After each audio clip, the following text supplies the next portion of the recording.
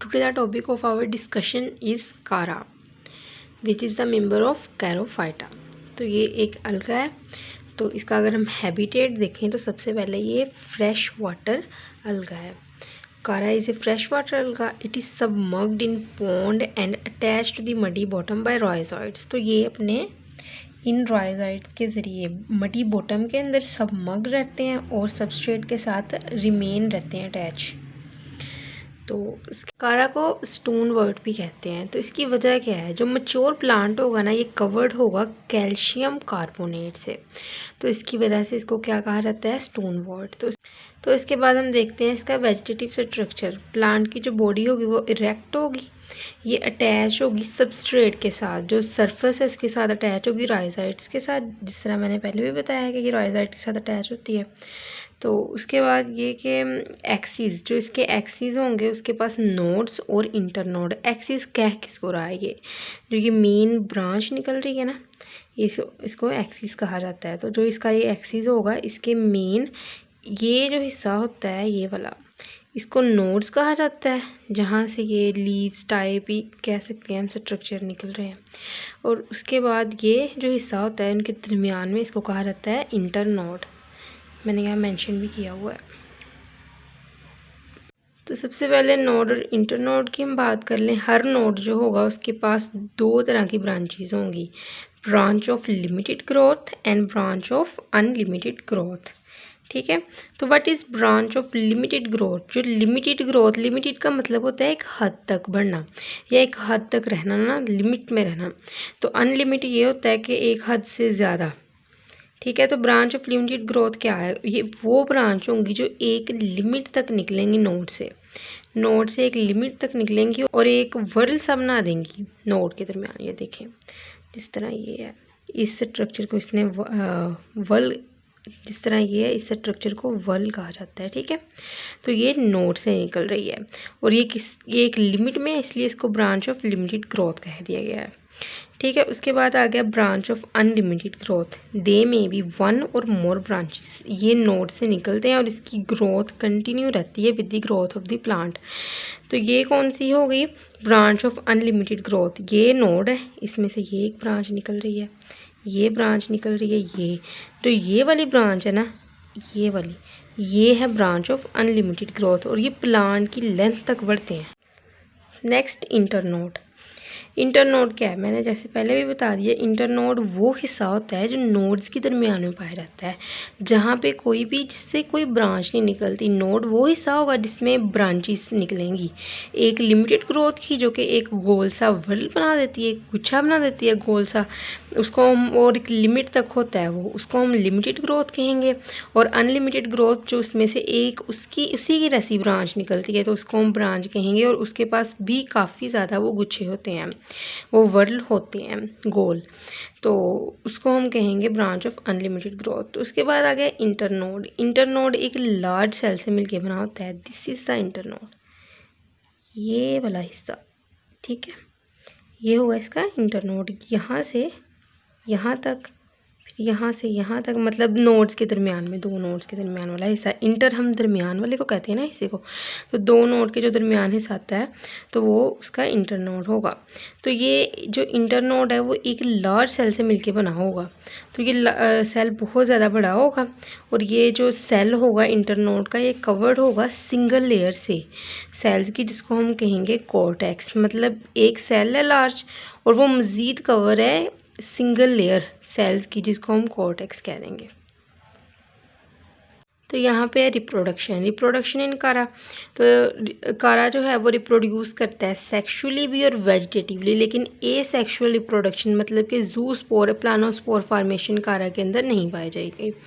तो सबसे पहले आ गया इसके अंदर वेजिटेटिव रिप्रोडक्शन।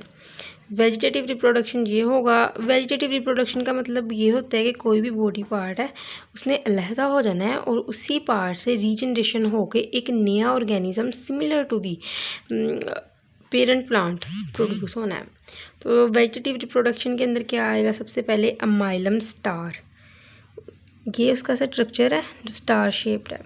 तो जो ये स्टार होता है, ये शेप्ड स्ट्रक्चर, इसको हम अमाइलम स्टार कहेंगे। ये स्टार्च के साथ फील्ड होता है और ये कहाँ पे प्रोड्यूस होता है? Lower side of the nodes. These are the nodes, इनकी लोअर साइड के ऊपर अमाइलम स्टार प्रोड्यूस होता है। अमाइलम स्टार बाद में डीटैच हो जाएगा बॉडी से और एक अमाइलम स्टार से होल कारा की बॉडी ऑब्टेन की जा सकती है। उसके बाद है bulbils. Bulbils are small tube like structure. ये इसका स्ट्रक्चर है जो बनाया है मैंने, ये वाला। तो bulbils are small tube like structure, they develop on rhizoids. ये राइजाइड्स के ऊपर डेवलप होते हैं। राइजाइड्स कौन से हैं? ये रूट लाइक एक्सटेंशन, इनके ऊपर बल्बिल्स बनेंगे। और स्टार शेप स्ट्रक्चर कहाँ बनेंगे? ये नोड के ऊपर। और उसके बाद है अमorphous बल्बिल्स। और ये क्या है? Amorphous bulbils. तो ये क्लम्प्स होगा सीवरल छोटे छोटे सेल्स का। These are the cells filled with food materials. ठीक है, एक क्लम्स है, एक गुच्छा है। They produce on lower small stem in nodes. ये लोअर जो नोड्स हैं स्टेम की, उसके ऊपर प्रोड्यूस होते हैं, नीचे वाले नोड्स के ऊपर ना। ये जिस तरह ये वाली नोड है, इसके ऊपर ये प्रोड्यूस होंगे। ठीक है, तो वेजिटेटिव रिप्रोडक्शन की बात हो चुकी है। अब है सेक्सुअल रिप्रोडक्शन। तो सेक्सुअल रिप्रोडक्शन इज़ ओगैमस। तो हमने पहले भी पढ़ा है कि ओगैमी की कंडीशन कौन सी होती है? जिसके अंदर सेक्स ऑर्गन होंगे एंथ्रीडिया और आर्चिगोनिया। तो ये एक मल्टी सेलुलर शीट के साथ इंक्लोज्ड होंगे। This sheet form the female and the male fructification. तो मेल फ्रक्टिफिकेशन को हम क्या कहेंगे? Globule. As you can see here, globule एक गोल सा स्ट्रक्चर है और नोक्यूल एक नुकीला सा स्ट्रक्चर है। मैंने वैसे किया है इसको ऐसे ताकि याद रह सके कि ग्लोब्यूल क्या है? एक गोल सा स्ट्रक्चर है। नोक्यूल क्या है? एक नुकीला स्ट्रक्चर है। ठीक है, ये कोरोना वाला स्ट्रक्चर जो होगा इसके सर पे, तो उसको हम नोक्यूल कहेंगे। तो both globule and nucule are borne on the node of the leaves. ये देखें, ये नोड है एक, जहाँ पे ये तो इंटरनोड हो गया ना, यहाँ पे जो लीव्स निकल रहे हैं जहाँ से, वहाँ पे प्रोड्यूस होना है दोनों ग्लोब्यूल और नोक्यूल ने। और सबसे अहम बात, जो नोक्यूल होगा उसने प्रोड्यूस होना है ग्लोब्यूल से ऊपर और ग्लोब्यूल ने प्रोड्यूस होना है नीचे। तो यहाँ पे हम देखेंगे ग्लोब्यूल। तो मेल फ्रक्टिफिकेशन को क्या कहेंगे हम? ग्लोब्यूल। तो मैंने पहले भी बताया था कि ये गोल सा स्ट्रक्चर होगा ग्लोब्यूल, तो एक बाल लाइक स्ट्रक्चर होता है। ये नोडल सेल के साथ, it is attached to the nodal cell by pedicel cells, which is this one is pedicel cell. और यहाँ से नीचे फिर नोड शुरू हो जाएगी। ठीक है ना, तो यहाँ पे नोडल सेल फिर स्टार्ट हो जाते हैं। ये मिलके किस चीज़ से बना होता है? 8 शील्ड सेल्स। ये 8 शील्ड सेल से मिलके बना होता है। क्या बना होता है इससे मिलके? ग्लोब्यूल। तो उसके बाद हम देखेंगे these cells are large and outer wall of each radial cells has many radial growths. ये सेल बहुत बड़े होते हैं और जो आउटर वॉल है रेडियल सेल्स की, उसकी बहुत ज़्यादा रेडियल ग्रोथ होती है। तो उसके बाद centre of globule has 8 cells called primary कैपिटुला।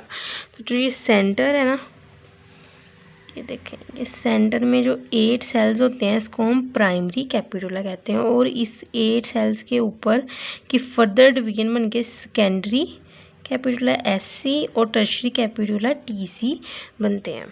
ठीक है, तो elongated manubrium cells attached capitula with inner surface of the shield. ये जो है ना, ये वाले जो सेल्स बनाए गए हैं, ये इसकी शीट है। ठीक है, तो उसके बाद ये वाले जो सेल बनाए गए हैं ये इसकी शीट है। तो उसके बाद ये कि शील्ड की जो इनर सरफेस है, ये देखें, ये वाली जो सरफेस है उसके साथ ये मैन्यूब्यूरम है, ये मैन्यूब्यूरम है, ये वाला स्ट्रक्चर ना गोल सा। तो उसके साथ जो किसके साथ अटैच हुए हैं? कैपिटुला के साथ। कैपिटुला को अटैच किया इसने inner surface of the sheet through manubrium. फिर उसके बाद secondary and tertiary capitula rise from primary capitula. वही जो बात मैंने बताई थी कि सेकेंडरी और टर्शरी कैपिटुला प्राइमरी कैपिटुला से निकले हैं। प्राइमरी कैपिटुला वो दरमियान में स्ट्रक्चर है जो कि 8 सेल से मिलके बना हुआ है। फिर उसके बाद है several antheridial filaments are attached with secondary capitula. ये जो बने हुए हैं फिलामेंट्स, ये एंथ्रीडियल फिलामेंट्स है, 1 2 3 4 और ये 5। तो कुछ इंथ्रीडियल फिलामेंट अटैच है दरमियान में किसके साथ, सेकेंडरी कैपिटुला के साथ। तो हर सेल जो है इंथ्रीडियल फिलामेंट का वो चेंज हो जाता है एंथ्रोजॉइड के अंदर। उसके बाद क्या होता है, जो एंथ्रोजॉइड्स होते हैं वो मैच्योर हो जाते हैं, ठीक है। उसके बाद क्या होता है, एंथ्रोजॉइड मैच्योर हो जाते हैं और जो शील सेल है ना, ये यहाँ से रप्चर होना शुरू हो जाती है, ठीक है। तो एंथ्रोजॉइड जो जब मैच्योर हो जाते हैं और ये भी सेल जो शील्ड सेल है ये रप्चर हो जाते हैं, तो यहाँ से जो एंथ्रोजॉइड है ये एक्सपोज हो जाते हैं बाहर की तरफ, और जो मैच्योर स्पर्म सेल्स होते हैं इनको रिलीज़ कर दिया जाता है वाटर के अंदर। यहाँ से ये स्विम कर लेते हैं और अप्रोच करते हैं नोक्यूल को। तो यहाँ पे है नोक्यूल, जो फीमेल फ्रक्टिफिकेशन है उसको हम कहेंगे नोक्यूल, ठीक है। तो इसकी central and stalk cells are present on pedicel cells, जो ये नीचे पेडिकल सेल्स हैं नीचे, तो यहाँ पर सेंट्रल और स्टार्क सेल्स पाए जाएंगे। Oogonium is attach to the stalk cell, oogonium is attach to stalk cells. Oogonium जो ये वाला स्ट्रक्चर है इसको हम ओगोनियम कहेंगे, जो 2 लाइंस के साथ मैंने मार्क किया है यहाँ से यहाँ तक इतना स्ट्रक्चर। तो ओगोनियम अटैच होता है स्टार्क सेल्स के साथ। तो oogonium contain oosphere, as you can see here, इसके अंदर जो ये एक एग लाइक स्ट्रक्चर है ये है ओस्फियर, जिसको एग कहा जाता है। Oogonium is covered by 5 tube cells, 1 2 3 4 and last 5। तो ये 5 जो है ट्यूब सेल्स के साथ ओगोनियम कवर्ड है। Crowns, it's not cross, it's crown, my mistake। तो crown of 5 cells, that's corona, are present at the top of ovonium। ovonium के top के ऊपर crown of 5 cells पाए जाएंगे, इसको हम corona कहेंगे, ठीक है। तो यहाँ हमारा टॉपिक ख़त्म होता है। Thank you so much.